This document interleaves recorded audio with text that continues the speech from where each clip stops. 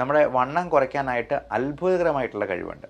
അപ്പം നമ്മൾ ഭക്ഷണത്തിന് മുൻപ് മരുന്ന് പോലെ കഴിക്കേണ്ട ചില സാധനങ്ങളാണ് ഈ പറഞ്ഞതെല്ലാം.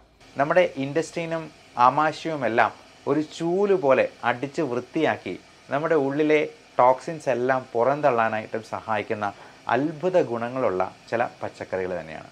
നമ്മുടെ ഭക്ഷണത്തിൽ ഇത്തരത്തിൽ ശ്രദ്ധിക്കാൻ പറ്റില്ല എന്നുണ്ടെങ്കിൽ നമ്മൾ എന്താണ് ചെയ്യേണ്ടത്? വണ്ണം കുറയ്ക്കാനും പ്രമേഹം നിയന്ത്രണത്തിൽ വരുത്താനും നമ്മുടെ ആൻറ്റി ഓക്സിഡൻറ്റ് പ്രോപ്പർട്ടീസ് നിയന്ത്രിക്കുന്നത് വഴി നമ്മുടെ സ്ട്രെസ് ലെവൽ കുറയ്ക്കാനും ഫ്രീ റാഡിക്കൽസിൻ്റെ അളവ് കൺട്രോളിൽ നിർത്താനും ഉപകരിക്കുന്ന ചില ഭക്ഷണ സാധനങ്ങളാണ് ഇന്ന് പരിചയപ്പെടുന്നത്. അത് പച്ചക്കറികൾ മാത്രമാണ്. വെജിറ്റേറിയൻസ് ആയിട്ടുള്ള എല്ലാവർക്കും പരീക്ഷിക്കാവുന്ന സംഗതിയാണ്. അപ്പോൾ ഇതിൽ ഏറ്റവും പ്രധാനമായിട്ടും പറയാനുള്ളത് നമ്മുടെ കുക്കുംബർ തന്നെയാണ്. കുക്കുംബർ എന്നാൽ കക്കിരിക്ക, എല്ലാവർക്കും അറിയാവുന്ന സാധനം തന്നെയാണ്. കുക്കുംബറിന് നമ്മുടെ വണ്ണം കുറയ്ക്കാനായിട്ട് അത്ഭുതകരമായിട്ടുള്ള കഴിവുണ്ട്. അപ്പം നമ്മൾ ഭക്ഷണത്തിന് മുൻപ് മരുന്ന് പോലെ കഴിക്കേണ്ട ചില സാധനങ്ങളാണ് ഈ പറഞ്ഞതെല്ലാം.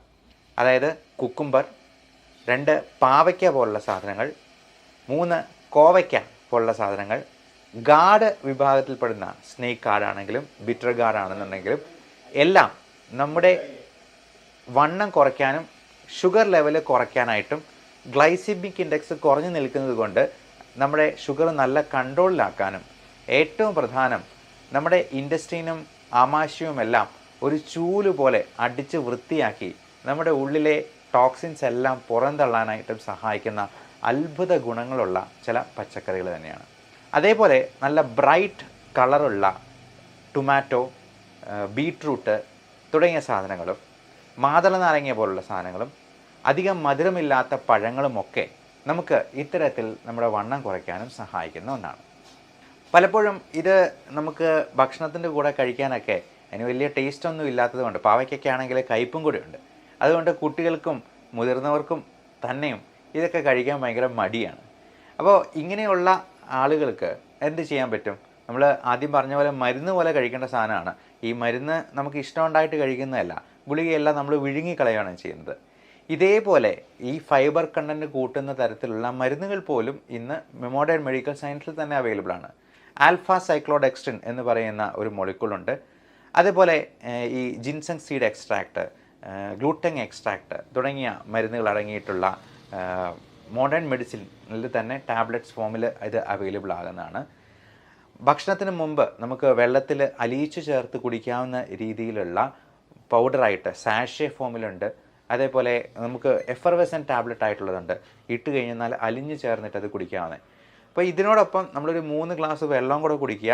ഒരു ഗുളികയും ഇതുപോലെ തന്നെ ഈ ഫൈബർ കണ്ടൻറ്റ് കൂട്ടുന്ന നമ്മുടെ ഈ ഇൻറ്റസ്റ്റിനെ എല്ലാം ഒരു ചൂല് പോലെ അടിച്ച് വൃത്തിയാക്കുന്ന തരത്തിലുള്ള ഫൈബർ കണ്ടൻറ്റ് കൂട്ടുന്ന രീതിയിൽ ടാബ്ലറ്റ് ഫോമിലുണ്ട്. നമുക്ക് പലപ്പോഴും ഈ പച്ചക്കറികളൊക്കെ വാങ്ങിച്ച് ഉണ്ടാക്കി അതെല്ലാം ക്ലീൻ ചെയ്ത് കറി വെച്ച് ഉപയോഗിക്കുക എന്ന് പറയുന്നത് പലർക്കും പ്രാക്ടിക്കൽ ആകാതെ പോകും. നമ്മുടെ ബിസി ഷെഡ്യൂളിൽ അത് പലപ്പോഴും നടക്കാതെ വരും. ഫലം എന്താണ്? നമ്മൾ ഈ ചോറ് തന്നെ കഴിച്ച് വിശപ്പെടുക്കാൻ ശ്രമിക്കും. അത് നമ്മുടെ വണ്ണം വീണ്ടും വീണ്ടും കൂട്ടാനായിട്ടും ഇടയാക്കും. ഇനി നമ്മുടെ ഭക്ഷണത്തിൽ ഇത്തരത്തിൽ ശ്രദ്ധിക്കാൻ പറ്റില്ല എന്നുണ്ടെങ്കിൽ നമ്മൾ എന്താണ് ചെയ്യേണ്ടത്? നമുക്ക് ഇതിന് പ്രത്യേകമായിട്ട് ഒരു ശ്രദ്ധ കൊടുക്കാൻ നമുക്കൊരു പേഴ്സണൽ ഡയറ്റീഷ്യൻ്റെ ഹെൽപ്പ് സ്വീകരിക്കാം. അതേപോലെ നിങ്ങളുടെ ഡോക്ടറോട് ചോദിച്ച് അതിന് ആവശ്യമായിട്ടുള്ള നിങ്ങളുടെ ഈ ഡയബറ്റീസ്, കൊളസ്ട്രോൾ, അതുപോലെ ഹൈപ്പർ ടെൻഷൻ തുടങ്ങിയ പാരാമീറ്റേഴ്സ് എല്ലാം റൊട്ടീനായിട്ട് ഒരു 3 മാസം കൂടുമ്പോഴെങ്കിലും ഒന്ന് ചെക്ക് ചെയ്ത് അത്യാവശ്യം വേണ്ട ഇൻവെസ്റ്റിഗേഷൻസ് ചെയ്ത് അതിന് വേണ്ട മരുന്നുകളിൽ അത്യാവശ്യം അഡ്ജസ്റ്റ്മെൻറ്റ് നടത്തേണ്ട ആവശ്യകത ഉണ്ട്. അത് നമ്മുടെ ബിസി ഷെഡ്യൂളിൽ നമ്മൾ ജോലിയേക്കാൾ കൂടുതൽ ഇമ്പോർട്ടൻസ് കൊടുക്കേണ്ടത്. ഇപ്പോൾ പലപ്പോഴും മധ്യവയസ്സ് പിന്നിടുന്നതോടുകൂടി നമുക്കെല്ലാം ഈ പറഞ്ഞ മെറ്റബോളിക് സിൻഡ്രോമിൽ ഏതെങ്കിലുമൊക്കെ ഒന്ന് പിടികൂടാനായിട്ടുള്ള സാധ്യതയുണ്ട്. അപ്പം ഇത്തരത്തിലുള്ള കാര്യങ്ങൾക്ക് വേണ്ടി നമ്മുടെ ഒരു പേഴ്സണൽ ഡയറ്റീഷ്യനെ നമുക്ക് സ്വീകരിക്കാനായിട്ട് ഞങ്ങൾ ഇവിടെ ഒരു സൗകര്യം ഒരുക്കി തരുന്നുണ്ട്. താഴെ കാണുന്ന വാട്സപ്പ് നമ്പറിൽ നിങ്ങൾക്ക് കോൺടാക്റ്റ് ചെയ്യാവുന്നതാണ്. വണ്ണം കുറയ്ക്കാൻ ആഗ്രഹിക്കുന്നവർക്ക് അപ്പം അത് നമ്മൾ രജിസ്ട്രേഷൻ ഫീസ് 1000 രൂപയാണ്. ഒരു മാസത്തേക്ക് കൃത്യമായിട്ടുള്ള ട്രെയിനിങ് പ്രോഗ്രാം ഉണ്ടാവും, ഡയറ്റ് ഉണ്ടാവും. അത് കൃത്യമായിട്ട് പാലിച്ചെന്നാൽ 100% വണ്ണം കുറയും. ഇനി കുറഞ്ഞില്ല എന്നുണ്ടെങ്കിൽ ആ പൈസ റീഫണ്ട് ചെയ്ത് നിങ്ങൾക്ക് തിരിച്ചു തരുന്നതാണ്. ഇത്തരത്തിലുള്ള കാര്യങ്ങളെക്കുറിച്ച് ഡോക്ടറോട് നേരിട്ട് കൺസൾട്ടേഷൻ വേണമെങ്കിലും ഓൺലൈൻ കൺസൾട്ടേഷൻ നമ്പർ 9567710073 എന്ന നമ്പറിൽ വാട്സപ്പ് ചെയ്യുക. അതിന് വേണ്ട ഡയറ്റും കാര്യങ്ങളും നമ്മൾ അവിടുന്ന് അയച്ചു തരുന്നതാണ്. എല്ലാവരും അവരുടെ ആരോഗ്യം സംരക്ഷിച്ച് മുൻപോട്ട് പോവുക. ഇപ്പോൾ നമ്മൾ സാധാരണ എല്ലാവരോടും പറഞ്ഞു കൊടുക്കുന്ന ഒരു ചെറിയ ഡയറ്റും കൂടി, ഒരു ഡയറ്റ് പാറ്റേണും കൂടി ഞാൻ നിങ്ങളോട് ഷെയർ ചെയ്യുന്നു.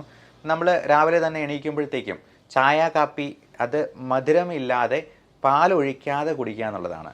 ഇപ്പം മധുരം ഉപയോഗിക്കാനായിട്ട് ഭയങ്കരമായിട്ടുള്ള താല്പര്യമുള്ളവർക്ക്, അതായത് അത് ഒഴിവാക്കാൻ ഭയങ്കര വിമുഖതയുള്ളവർക്ക് നമ്മൾ യാതൊരു സൈഡ് ഇഫക്റ്റും ഇല്ലാത്ത ഈ സസ്യജന്യമായിട്ടുള്ള ഒരു ഷുഗർ ഫ്രീ സ്വീറ്റ്നർ കൊടുക്കാറുണ്ട്. സ്റ്റീവിയ എന്നാണ് അതിനെ പറയുക. അത് ഒരു സസ്യത്തിൻ്റെ ഒരു ഇലയാണ്. അത് ഇലയായിട്ട് വേണമെങ്കിൽ നമുക്ക് കൊടുക്കാം. ഇനി ഇലയിൽ നിന്നുണ്ടാകുന്ന പഞ്ചസാര പോലെ തന്നെ ഇരിക്കുന്ന വൈറ്റ് പൗഡറായിട്ട് വേണമെങ്കിലും കൊടുക്കാം. ഇതിന് യാതൊരു സൈഡ് ഇഫക്റ്റും ഇല്ല.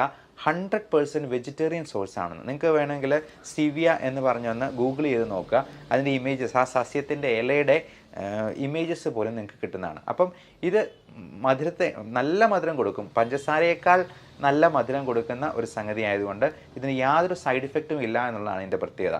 നമ്മൾ ഈ പഞ്ചസാര ഒരു മാസം ഒഴിവാക്കിയെന്നാൽ തന്നെ നമുക്ക് എത്ര കാലറി ലാഭിക്കുക. ഒരു ദിവസം തന്നെ പഞ്ചസാരയിലൂടെ നമ്മുടെ ഉള്ളിൽ ചെല്ലുന്ന കാലറി ഒരു 300-400 വരെ ആയിരിക്കാൻ സാധ്യതയുണ്ട്.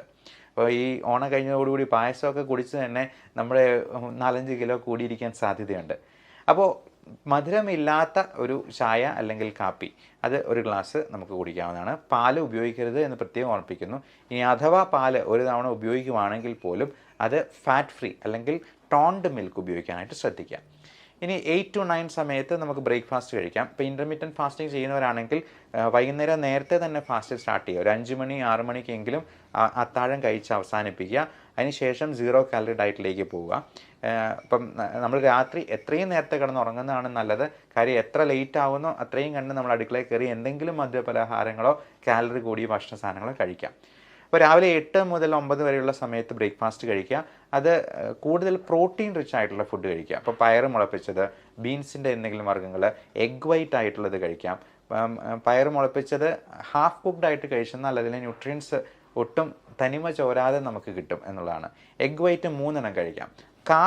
കാർബോഹൈഡ്രേറ്റ്സ് പരമാവധി കുറയ്ക്കുക എന്നുള്ളതാണ് നമ്മൾ ഏറ്റവും പ്രധാനമായിട്ട് ശ്രദ്ധിക്കേണ്ടത്. നമ്മളെപ്പോഴും കാലറി ഡെഫിസിറ്റ് ഡയറ്റിലേക്ക് പോവാം. അപ്പോൾ കാർബോഹൈഡ്രേറ്റ് ഉപയോഗിക്കുന്നുണ്ടെങ്കിൽ തന്നെ അത് ഒരു പ്ലേറ്റിൻ്റെ 4/1 മാത്രമായിട്ട് ചുരുക്കാനായിട്ട് ശ്രദ്ധിക്കുക. അത് ഇപ്പോൾ അരിയുടെ ആണെങ്കിലും ഒരു ദോശയോ ഒരു ഇഡലിയോ മാത്രമായിട്ട്. ഇനി നല്ലപോലെ വണ്ണം കുറയ്ക്കണമെന്ന് ആഗ്രഹമുള്ളവർക്ക് ഈ കാർബോഹൈഡ്രേറ്റ്സ് പരമാവധി ഒരു 0 കാർബ്സ് എന്ന് പറയുന്നില്ലെങ്കിൽ പോലും 0യോട് അടുത്ത് നിൽക്കുന്ന നെഗ്ലിജിബിൾ ക്വാണ്ടിറ്റിയിലോട്ട് മാറുക എന്നുള്ളതാണ് ചെയ്യേണ്ടത്. ഒരു 11 മണി സമയത്ത് നമുക്ക് ഒരു ജ്യൂസ് കുടിക്കാം. അത് മധുരമില്ലാത്ത പഴത്തിൻ്റെ, അത് വാട്ടർമെലൺ ജ്യൂസ്, തണ്ണിമത്തൻ്റെ ആയിരിക്കാം, അല്ലെങ്കിൽ ഒരു പേരയ്ക്ക കഴിക്കാം. അധികം മധുരമില്ലാത്ത ഒരു ആപ്പിൾ അതിൻ്റെ ഒരു മുറിയായിട്ട് കഴിക്കാം. അധികം മധുരമില്ലാത്ത ഒരു പഴം പുഴുങ്ങിയത് കഴിക്കാം. അപ്പോൾ ഇത് നമ്മുടെ വിശപ്പിനെ ഒന്ന് അമർത്താനായിട്ട് നമ്മൾ ആ സമയത്തൊരു വടയോ അല്ലെങ്കിൽ ഒരു പഴംപൊരിയോ ഒക്കെ കഴിച്ചെന്നാൽ അതൊരു ഊണിനേക്കാൾ കൂടുതൽ കാലറി ഉള്ളിലോട്ട് പോക്കും എന്നുള്ളത് പ്രത്യേകം ഓർക്കുക. അതുപോലെ റോബസ്റ്റ പഴമാണെങ്കിൽ നമുക്ക് അധികം പഴുത്ത് പോകാത്ത, അധികം മധുരമില്ലാത്ത രീതിയിലുള്ള പഴം ഉപയോഗിക്കാനായിട്ട് ശ്രദ്ധിക്കാം. ഒരു 12:30-1 മണിയാവുന്ന സമയത്ത് നമുക്ക് ലഞ്ച് കഴിക്കാം. അതിൽ കൂടുതലും വെജിറ്റബിൾ അവിയലായിട്ടും സാമ്പാറായിട്ടും തോരനായിട്ടും പയർ തോരനായിട്ടും ഒക്കെ ഉൾപ്പെടുത്തുക. ഫിഷ് കറി ആയിട്ട് കഴിക്കുക. ചിക്കൻ ആണെങ്കിലും കറി വെച്ച് കഴിക്കുക.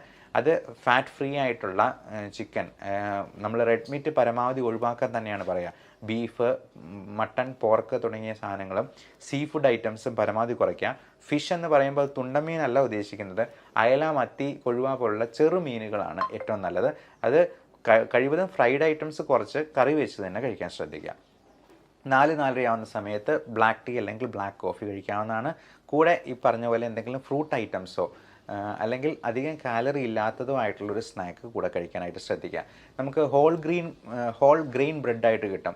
നല്ല തവിടോട് കൂടിയ, ഇപ്പം മില്ലറ്റ്സ് പോലുള്ള ധാന്യങ്ങൾ കൊണ്ടുള്ള, ചോളം പോലുള്ള അതുകൊണ്ടുള്ള പുട്ടോ ദോശയൊക്കെ ഉണ്ടാക്കി അതിൽ നല്ല തവിടുണ്ട് എന്നുള്ളത് കൊണ്ട് തന്നെ അതിലെ കാലറി കണ്ടന്റ് വളരെ കുറവായിരിക്കും. പണ്ടൊക്കെ ഈ മൂത്ത കുട്ടികളെ ഇളയ കുട്ടികളോട് പറയായിരുന്നു, നിന്നെ തവിട് കൊടുത്ത് വാങ്ങിച്ചാണെന്ന്. പക്ഷേ ഇപ്പോൾ അവരോട് തിരിച്ചു പറഞ്ഞുള്ള തവിടിന് കൂടുതൽ പോഷകമൂല്യമുണ്ട്, തവിടിന് ഒരുപാട് ആൻറ്റി ഓക്സിഡൻറ്റ് പ്രോപ്പർട്ടീസ് ഉണ്ട്, അതുകൊണ്ട് തവിടാടാ അരിയേക്കാൾ കൂടുതൽ നല്ലത് എന്ന് വേണമെങ്കിൽ തിരിച്ച് വീമ്പ് പറയാം.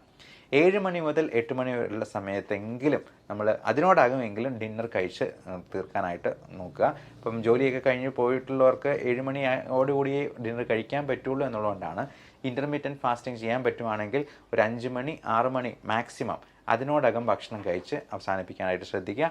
അതിനുശേഷം ഇപ്പം വെള്ളമായിട്ടോ അല്ലെങ്കിൽ ഗ്രീൻ ടീ ആയിട്ടോ നമുക്ക് കുടിക്കാവുന്നതാണ്. ബ്ലാക്ക് ടീയോ ബ്ലാക്ക് കോഫിയോ രാത്രിയിലത്തേക്ക് കഴിച്ചെന്നാൽ നമുക്ക് ഉറക്കം കുറഞ്ഞു പോകാനുള്ള സാധ്യതയുണ്ട്. ഇനി വേറൊരു ചെറിയ ഒരു ടിപ്പ് കൂടി പറയാം. നമുക്ക് ഉറക്കം ഉണ്ടാകാനായിട്ടുള്ള പല മരുന്നുകളുണ്ട്. ഈ അലർജിയുടെ ലിവോസിട്രസിൻ മുതൽ പല പെയിൻ കില്ലേഴ്സിനും മറ്റ് പല മരുന്നുകൾക്കും ഉറക്കം വരുന്ന ഒരു സൈഡ് ഇഫക്റ്റ് ആയിട്ടുണ്ടാകും. നമുക്കതിനെ പോസിറ്റീവായിട്ട് ഒന്ന് മോഡിഫൈ ചെയ്ത് ഉപയോഗിക്കാം. കാരണം നമുക്ക് ഈ മരുന്നുകളെ ഒരു 5 മണി 6 മണി സമയത്ത് കഴിച്ച് കഴിഞ്ഞാൽ ഒരു 8 മണി 9 മണി ആകുമ്പോഴത്തേക്കും നമുക്ക് നല്ല ഉറക്കം വരും. അപ്പോൾ നേരത്തെ കിടന്നുറങ്ങിയെന്നാൽ നല്ല ഉറക്കം കിട്ടിയെന്നാൽ നമ്മുടെ വണ്ണം കുറയ്ക്കാനായിട്ടും സ്ട്രെസ് ലെവൽ കുറയ്ക്കാനായിട്ടും സഹായിക്കും എന്നും കൂടി ഒരു ടിപ്പായിട്ട് പറഞ്ഞുകൊള്ളുന്നു. Everyone take care of your health. Love and regards doctor Bipin Jose, Pulma medical centre, Pala, Kanjirappally and Sultan Bathery.